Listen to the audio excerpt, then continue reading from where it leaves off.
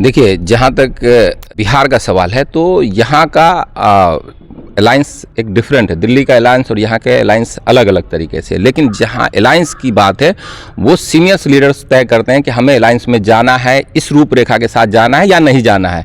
और नीचे के लेवल पे सब लोग अपनी अपनी तैयारी करते हैं। कांग्रेस पार्टी अपनी तैयारी करेगी, आरजेडी अलग कर रही होगी, बाकी लोग सीपीआई सीपीएमएल वाले अलग करते हैं। लेकिन लाइन्स में चुनाव लड़ना है या नहीं लड़ना है वो सीनियर लीडर तय करेंगे। लेकिन हम लोग की पूरी तैयारी सारी सीटों पे होती है और फिर हम लोग अपनी तैयारी के आधार पे सीट शेयरिंग, अगर अलायंस होता है तो बात करते हैं, नहीं तो हम लोग पूरी सीट पे लड़ते हैं चुनाव। हम लोग काम करते हैं, वर्कर हैं, सारे लोग एक्सरसाइज कर रहे हैं, तो सब पार्टी को अपना हक है अपने हिसाब से चुनाव लड़े।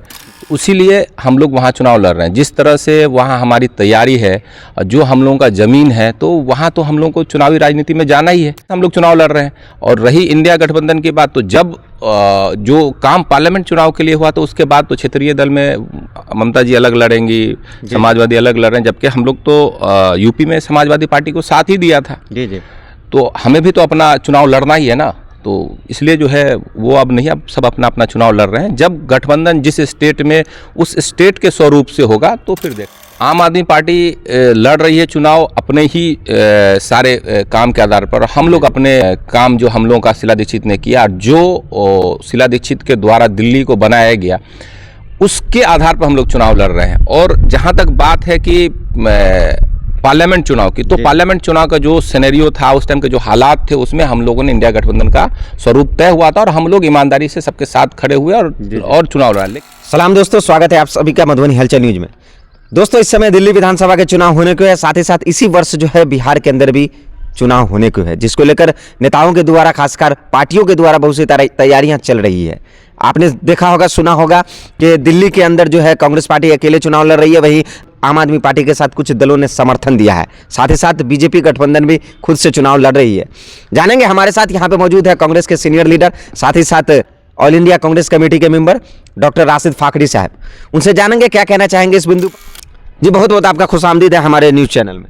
शुक्रिया। क्या कहना चाहेंगे आप, दिल्ली में कांग्रेस पार्टी के द्वारा अकेले चुनाव लड़ना, खास तौर से इंडिया गठबंधन से हटकर, क्या कहते हैं इस बारे में? ये नहीं ऐसा है कि कांग्रेस इसमें विफल हो सकती है, या फिर आम आदमी पार्टी या फिर इंडिया गठबंधन इसमें हार भी सकती है? देखिए, जहाँ तक इंडिया गठबंधन का सवाल है, तो जैसे हमारे आपको बता दें, इंडिया गठबंधन पार्लियामेंट्री चुनाव के लिए थी और इंडिया गठबंधन जब पार्लियामेंट चुनाव खत्म हो गया तो उसी दिन वो डिसॉल्व हो गई। जी। उसका स्वरूप फिर फर्दर कोई चुनाव होगा तो उस तरह। बाकी जहाँ तक पार्टी का हम लोगों के सवाल है, तो नेचुरली हम लोग काम करते हैं, वर्कर हैं, सारे लोग एक्सरसाइज कर रहे हैं, तो सब पार्टी को अपना हक है अपने हिसाब से चुनाव लड़े। तो इसीलिए हम लोग वहाँ चुनाव लड़ रहे हैं। जिस तरह से वहाँ हमारी तैयारी है, जो हम लोगों का ज़मीन है, तो वहाँ तो हम लोगों को चुनावी राजनीति में जाना ही है, तो इस वजह से हम लोग चुनाव लड़ रहे हैं। और रही इंडिया गठबंधन की बात, तो जब जो काम पार्लियामेंट चुनाव के लिए हुआ तो उसके बाद तो क्षेत्रीय दल में ममता जी अलग लड़ेंगी, समाजवादी अलग लड़ रहे हैं, जबकि हम लोग तो यूपी में समाजवादी पार्टी को साथ ही दिया था। जी। तो हमें भी तो अपना चुनाव लड़ना ही है ना, तो इसलिए जो है वो अब नहीं, अब सब अपना अपना चुनाव लड़ रहे हैं। जब गठबंधन जिस स्टेट में उस स्टेट के स्वरूप से होगा तो फिर देखा जाएगा। आप सीनियर लीडर हैं, कई स्टेट में जाकर खासकर नेशनल लेवल पे कांग्रेस में काम किया आपने, तो क्या आपको नहीं लगता है कि यहाँ पर अगर गठबंधन हो जाता तो फायदा इंडिया गठबंधन को या फिर कांग्रेस से आम आदमी पार्टी और भी पार्टी को हो सकता था बीजेपी को हराने में? नहीं, ऐसा नहीं है। आम आदमी पार्टी लड़ रही है चुनाव अपने ही सारे काम के आधार पर। हम लोग अपने काम जो हम लोगों का शीला दीक्षित ने किया, जो शीला दीक्षित के द्वारा दिल्ली को बनाया गया, उसके आधार पर हम लोग चुनाव लड़ रहे हैं। और जहाँ तक बात है कि पार्लियामेंट चुनाव की, तो पार्लियामेंट चुनाव का जो सिनेरियो था, उस टाइम के जो हालात थे, उसमें हम लोगों ने इंडिया गठबंधन का स्वरूप तय हुआ था और हम लोग ईमानदारी से सबके साथ खड़े हुए और चुनाव लड़ा। लेकिन जहाँ तक स्टेट पॉलिटिक्स की बात है या विधानसभा चुनावों की बात है, अलग अलग स्टेट्स की, तो वहाँ तो हम लोग चुनाव लड़ेंगे ही। वहाँ तो कोई गठबंधन की स्वरूप तय नहीं हुआ था। और जहाँ दिल्ली की बात करेंगे आप, तो दिल्ली में जो शीला दीक्षित जी ने काम किया था, वो अपने आप में एक मिसाल है। उस टाइम में तो कंपैरिजन इवन के जो आज के वर्तमान के हमारे प्रधानमंत्री जी हैं वो, और उस टाइम में सीएम हुआ करते, तो वो अपना कंपैरिजन करते थे कि दिल्ली से अच्छा, लेकिन ऐसा कुछ नहीं है। उनकी बात तो सब दिन लिफाफा ही रही है। लेकिन दिल्ली को अगर यहाँ, जैसे हम लोगों के यहाँ से भी सब लोग वहाँ दिल्ली में, हम लोग भी पढ़े लिखे दिल्ली में, और बहुत सारे लोग यहाँ रहते हैं, तो उनसे पूछिए दिल्ली जो आज से 15 साल 20 साल पहले थी और बाद में थी, वो कितना चेंज है। और हमारे टाइम में जब कांग्रेस की वहाँ 15 साल सरकार रही तो उस टाइम में बीजेपी भी वहाँ अटल बिहारी वाजपेयी की सरकार थी, और उसके बाद जो है फिर यूपीए की सरकार आई। दोनों में काम नहीं रुका। अच्छा। हम लोग काम किए। अरविंद जी जो है सिवाय झगड़ा लगाने के कि भी वो काम नहीं हो रहा, ये काम नहीं हो रहा, आप उठा करके देखेंगे तो हम लोगों ने वहाँ काम किया, और काम के आधार पे वोट। वो अलग बात है कि बाद में क्या हुआ, लेकिन अरविंद जी बोलते क्या है, वो किस तरह से हम लोगों को बैकफुट पर लाए थे। इन्होंने शीला दीक्षित जी के बारे में क्या क्या नहीं कहा था, यहाँ तक कि लोगों के ही नेताओं के रेप कैपिटल बोलते थे। और आज क्या है, आप देख लीजिए, मोदी जी की सरकार है, ये क्यों नहीं मोदी जी के खिलाफ बोलते, जो अमित शाह के उस तरह से खिलाफ बोलते जिस तरह से इन्होंने जो है शीला जी के लिए बोला था।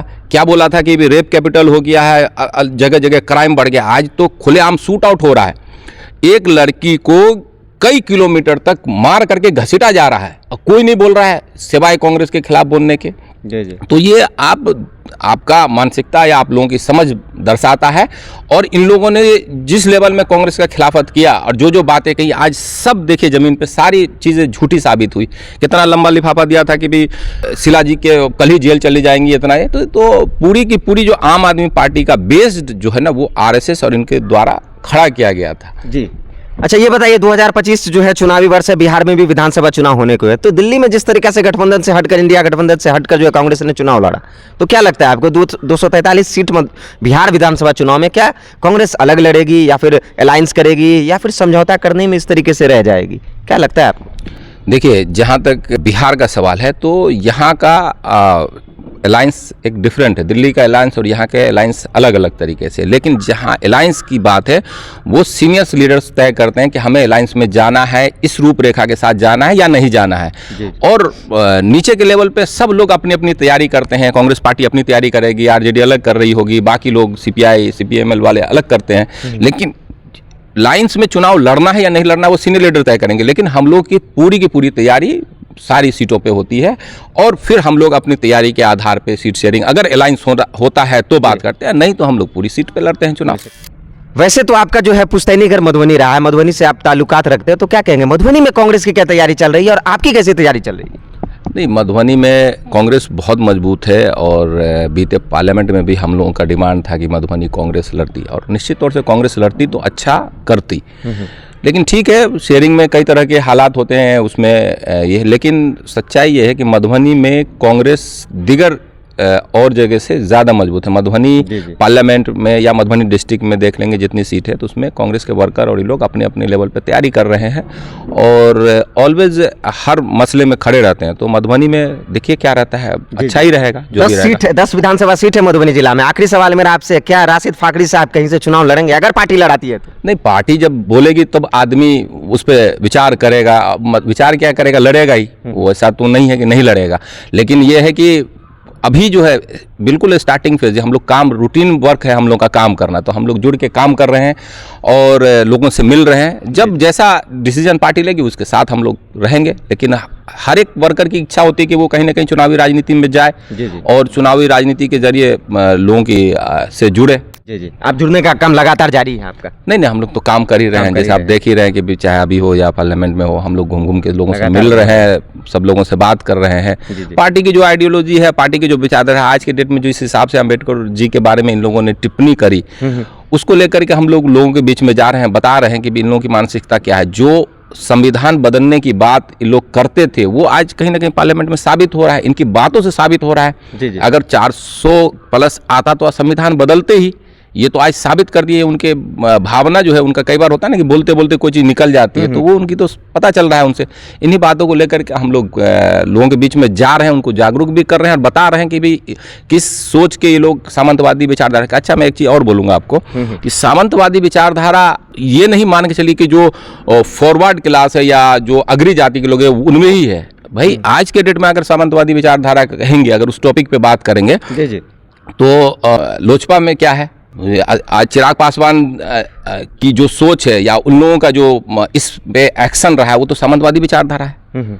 मांझी जी की क्या सोच है। मांझी जी और पासवान जी तो जिंदा मिसाल है अपने आप में कि इन लोगों को कितनी हमदर्दी है अपने ही वर्ग के लोगों को, या अपने ही जिनकी राजनीति किए हैं, जिस तबके की राजनीति करके वो इस लेवल में आए। तो आज तो हम इनको भी कहेंगे कि भी लोग भी तो सामंतवादी विचारधारा के, क्योंकि भी अब इन लोगों तो भूल गए कि उनके साथ के लोग नीचे कहाँ हैं, किस लेवल में है खड़े, और उनके साथ क्या होना है।